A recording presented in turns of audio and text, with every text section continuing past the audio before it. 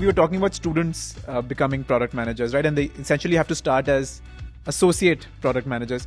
So could you tell me, how you see the difference in terms of what an APM does versus what a PM does?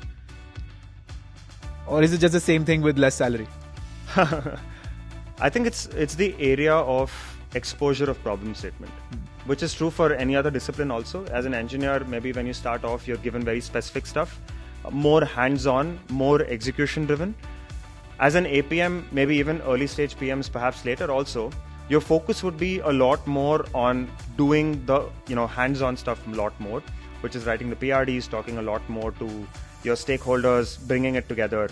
And as you progress up the ladder, your focus would be more company strategy, more customer-wise, and lesser, because chances are you then are the manager of product managers who will then do those hard skills. But because you've taken that path, at any point you can always go down and sort of pick it up and start doing it too.